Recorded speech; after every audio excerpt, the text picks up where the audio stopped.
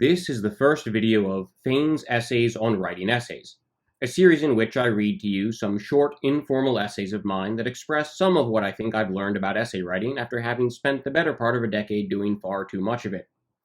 These essays can be found on my blog called Thoughts on Essay Writing, the link to which will appear in the description as well as in the video right now. The version I am reading here may have some small edits to make it easier to listen to. This first essay is called Writing Honestly, and in it I am discussing what I think is one of the deepest problems in many first-year students' mindsets when it comes to writing essays. I approach this problem by talking about students choosing to make absolute arguments instead of more nuanced ones, but that really is only a symptom of the deeper problem, which I talk about more directly in the later part of my essay. In any event, sit back, relax, and if this is something you would like to see and hear more of, then do the usual YouTube things. Like, comment, and maybe even subscribe. That's how I'll know that this is worth your time to listen to, and therefore worth my time to continue making. Writing honestly. I want to ramble a bit on the importance of writing honestly and using the essay writing process to discover ideas, not just report them. There are a lot of avenues, really a lot, by which we could approach this topic, but I'll start here with the fact that students often seem to get locked into absolute arguments when writing essays, and are subsequently unwilling to change them. Getting locked into absolutes is, I think, a smaller problem that we can use to talk our way into a discussion of the importance of writing honestly. It's not perfect, but it'll do for now. Anyway, let's start. Students, it seems, often get themselves locked into arguing for very absolute positions without much nuance. Take the following prompt question for an assignment. In Shakespeare's Julius Caesar, which character is the more honorable one, Brutus or Mark Antony? This was an essay prompt that I gave my 10th graders once upon a time. As you might expect, their answers were mostly Brutus or no, Antony. They set their answers at the start and stuck with them. None that I can recall gave the equally reasonable and probably truer answer of, well, it's complicated. As it turns out, there's a lot to be said on either side of the question. Brutus may seem the obvious choice at first. Although he participates in killing his friend Caesar, he seems to do so for reasons he genuinely believes are good, and he's the one that comes out and explains to the public why it was a necessary act. Perhaps he was misguided in his honor, but even Antony closes out the play by praising Brutus's good faith.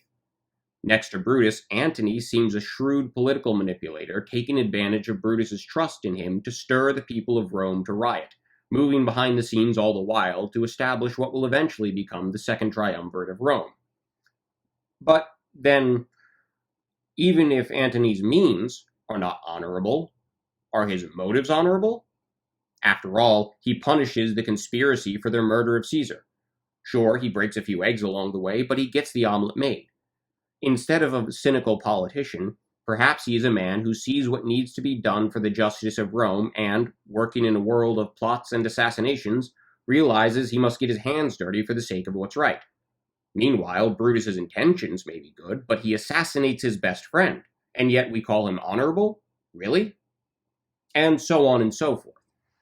Even with just a few minutes of work, the answer to the original question, which character is more honorable, is starting to look more like that third option. Well, it's complicated. But I can only get there by asking the question, not by assuming I already have the answer. You can see this same sort of absolute arguing, however, when you ask students to compare two books, or poems, or plays, or miscellaneous works of literature. Usually, you get one of two kinds of answers. One, the difference argument. Book A is like this, and Book B is like that. Or two, the similarity argument. Books A and B are both like this. In almost every case, this kind of absolute arguing will be wrong, or incomplete, maybe that's a better word. For the difference argument, Book A is probably mostly like this, but it probably has a little bit of that going on too, and vice versa for Book B, which probably has more of that than Book A does, but has its own share of this all the same. And for the similarity argument, it's almost certainly not a one-to-one similarity. Probably a more accurate statement would be something like, despite their differences with regards to that, Books A and B still share a strong connection in terms of this. In other words, as my undergraduate Shakespeare professor pointed out to me, it's okay to argue in terms of degree. You do not have to claim that a thing is completely this way and not at all another way. It's okay to say that a thing is more one way than another. As I said at the start, I think this issue with adhering to absolutes is actually a part or symptom of a deeper problem. The feeling that when you, as a student, choose your initial stance in an argument, you should be completely right, or at least you should strive to appear completely right. There is no room, students often seem to think, to admit fault with one's argument at any point in the writing process. To do so would be to admit a failure of that process. As a result, students often write themselves deeper and deeper into positions they know full well to be flawed or contrived, trying desperately all the while to sweep each new realization under the rug. The writing process becomes miserable, basically a cover-up job. The final product reflects ideas the student does not believe, but feels compelled to show belief in. Indeed, he feels compelled to stand on a structure he knows is shaky, and yet maintain that it is firm. What if, instead, you wrote what you actually believed? What if, instead of trying to sweep everything under the rug, you actually considered new ideas when you came to them and, if it seemed necessary, incorporated them into your argument? What if you even let yourself change what you were arguing if you realized your initial thesis was mistaken? For those of you who worry this would take too much time, that it would require you to rewrite everything you have already written, I offer two thoughts to consider. The first is that changing your thesis halfway through writing usually, although not always, takes less rewriting than you might expect.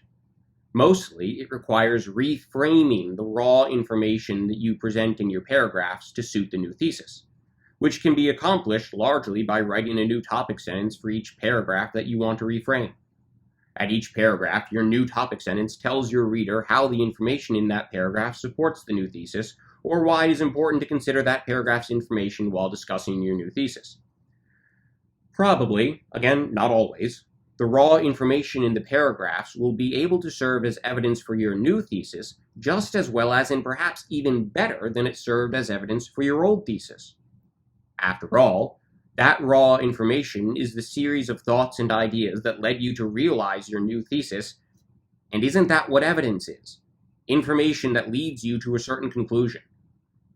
All you need to do is go back and clean up the path of thought, to go back and clarify how that information leads to the logical conclusion that is your new thesis. You may find that you need to add or remove certain ideas as you go. This would be rewriting. While you're cleaning up the path, perhaps you find a spot where it goes off in the wrong direction for a while, so you take out the detours, or perhaps a spot where the logic of the path seems to be missing a step, so write in the explanation that bridges the gap. This is what it means to discover new ideas while you write. Everything you've already written is not wasted. Most of it will be the logic and thoughts that have led you to where you are now. What you take out is just all the side paths you needed to venture down a little ways to see that they were going in directions that were either wrong or irrelevant to the purposes of your new thesis. In other words, it probably won't take you as long as you might think to switch gears and support your new thesis because you've probably already done most of the work. The second thought that I would offer to people who worry that revising their theses will take too long is a question. Which do you think you could do more quickly and with more energy? Painfully construct a sham argument while struggling to push down all your new realizations, or explain an argument you believe and already mostly know? Obviously, I'm expecting that most students will answer that the latter option would be easier, but I may well be wrong. If you think the former would be easier, and you know yourself and your situation better than I do, then I sincerely wish you the best of luck. Write like the wind, and may you find solace sleeping in late on the one day of the week when you don't have class at some ungodly hour of the early morning. If your answer is the latter option, if you think, indeed, it would be easier to explain an argument that you believe and already mostly know, then I would point out that this is exactly what I mean when I suggest that you write honestly. This kind of writing requires putting aside the desire to be right and taking up the job of finding out what's right. It really is a shift in mindset. Don't start your essays expecting to know exactly how things will play out. You won't know at the start. And in any event, the whole point is to find out things that you didn't know when you began. If you're doing essay writing right, in other words, you will discover things later on in the process of writing that you didn't think of when you began. You should write honestly, therefore, for two reasons. The first is that it allows you to accomplish the real purpose of essay writing, which is to discover new ideas and not merely to report on ideas already known. The second reason is if you use an essay for the purpose it was designed to accomplish, it will, surprise, surprise, make your life as a student a lot easier. Trying to use the essay writing process to report on ideas you already know is like trying to use a hockey stick to play lacrosse.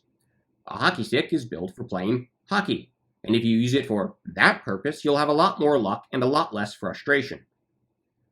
Towards the end of my previous post, the point of this blog, I referenced a plaque at the University of Virginia that instructs students to seek the light of truth, and I suggested that maybe seeking the light of truth wasn't just a possible thing to do, but actually your job as a student.